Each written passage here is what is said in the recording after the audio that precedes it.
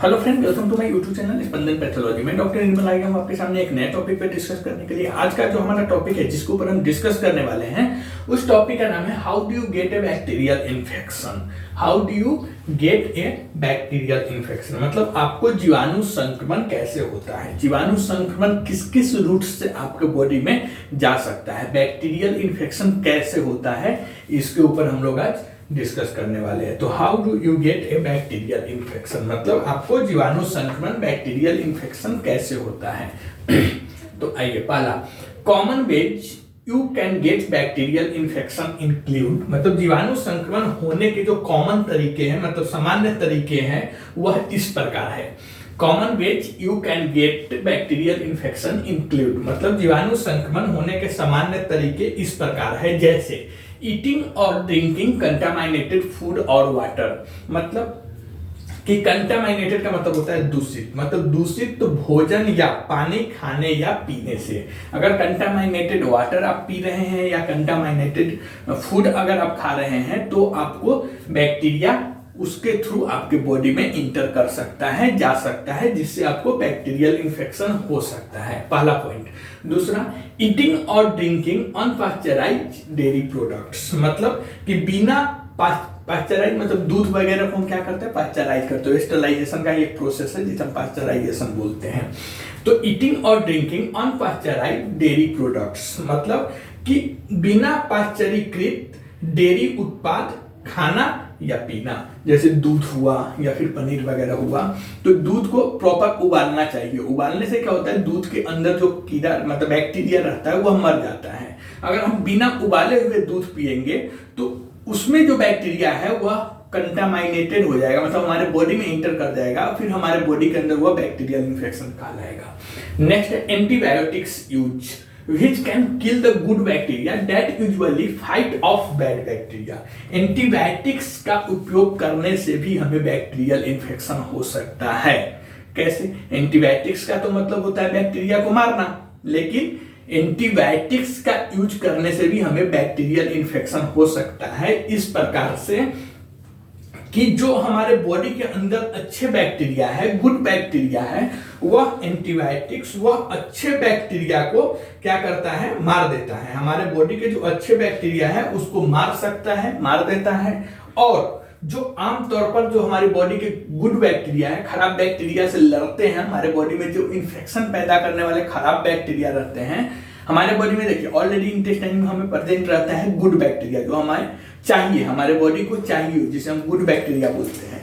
तो एंटीबायोटिक्स अगर हम ज्यादा यूज करेंगे तो उसके वजह से क्या होगा कि जो गुड बैक्टीरिया है वह मर जाएगा, जिससे क्या होगा, गुड बैक्टीरिया मर जाएगा तो जो हमारे बॉडी में खराब बैक्टीरिया है उसकी ग्रोथ बढ़ जाएगी, जो इन्फेक्शन हो जाएगा।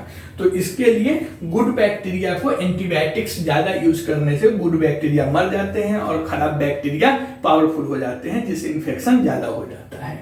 नेक्स्ट होता है from contaminated surface. From contaminated surface का मतलब होता है कि दूषित सतहों वगैरह, जैसे ये कोई चीज हुआ या फिर जगह वगैरह हुआ, जो दीवार हुआ, फ्लोर हुआ, ये सब अगर कंटामिनेटेड रहेगा तो उसके वजह से भी आपको इन्फेक्शन हो सकता है।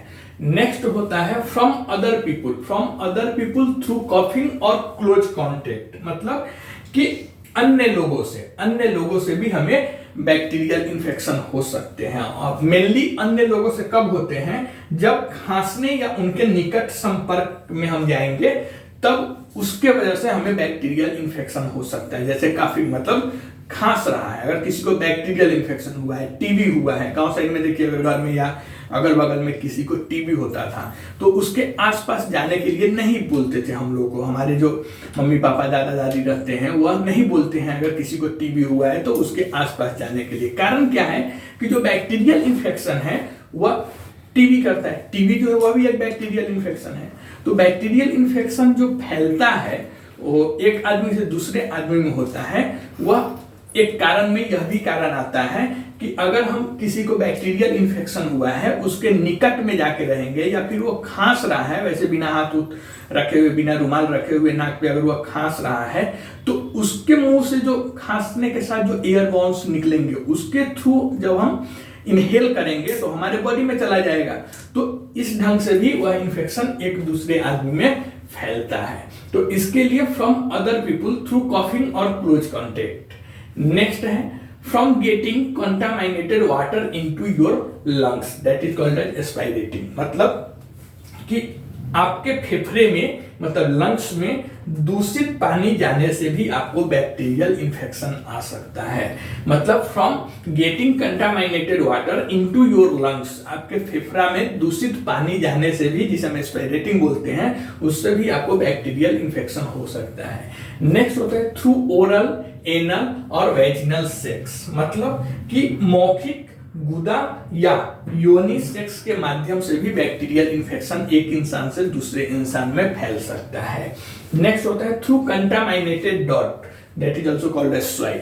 मतलब कि दूषित गंदगी, जिसे मिट्टी भी बोल सकते हैं, मिट्टी के माध्यम से, अगर कंटामिनेटेड मिट्टी है सॉइल से, तो उसके वजह से भी हमारे नाक के थ्रू वह हमारे बॉडी में जाएगा, तो फिर हमें बैक्टीरियल इन्फेक्शन हो सकता है। From A bite from an infected tick, mosquito और फ्ली।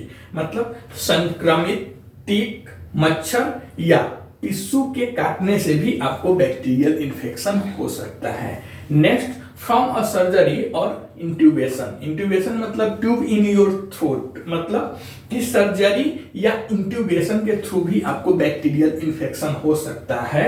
गले में ट्यूब डालने से, इंट्यूबेशन का मतलब होता है गले में जो ट्यूब नहीं डालता है, नाक के थ्रू जो ट्यूब डालता है उसे हम इंट्यूबेशन बोलते हैं। तो यह सब तरीका है बैक्टीरियल इन्फेक्शन होने का। बैक्टीरियल इन्फेक्शन होने का कोई एक कारण नहीं है, बहुत सारे कारण है। तो क्या क्या कारण है? तो जीवाणु संक्रमण होने के जो सामान्य तरीके हैं, मतलब बैक्टीरियल इन्फेक्शन होने के जो कॉमन वेज है, जिस वेज से आपको हो सकता है, उसमें पहला क्या है? तो उसमें पहला है दूषित भोजन या पानी के खाने या पीने से।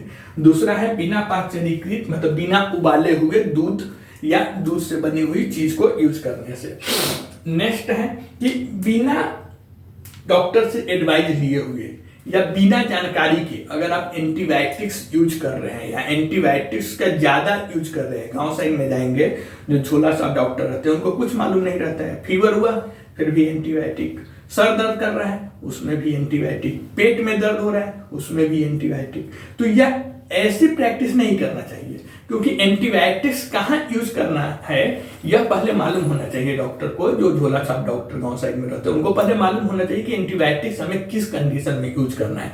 वो तो ये समझते हैं कि एंटीबायोटिक्स मतलब जो इन्फेक्शन हुआ है वो कम जाएगा, बट उनको यह नहीं पता रहता कि हमारे बॉडी में जो गुड बैक्टीरिया रहता है, अच्छा बैक्टीरिया रहता है, जो हमारे बॉडी के लिए लाभकारी होता है, वह उस एंटीबायोटिक्स के वजह से वह बैक्टीरिया मर जाता है। मतलब लाभकारी बैक्टीरिया, गुड बैक्टीरिया मर जाता है, और हमारे बॉडी में जो इन्फेक्शन देने वाली जो बैक्टीरिया रहता है, खराब बैक्टीरिया जिसे हम बोलते हैं, वह क्या होते हैं?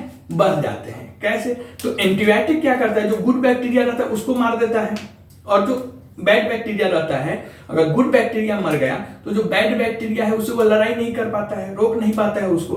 तो ऐसे में क्या होता है? इन्फेक्शन बढ़ जाता है, इन्फेक्शन होने का चांस अधिक होता है। तो एंटीबायोटिक्स का यूज संभल के करना चाहिए, बिना जानकारी के नहीं करना चाहिए, बिना डॉक्टर एडवाइस के नहीं करना चाहिए। नेक्स्ट होता है कंटामिनेटेड सरफेस के थ्रू।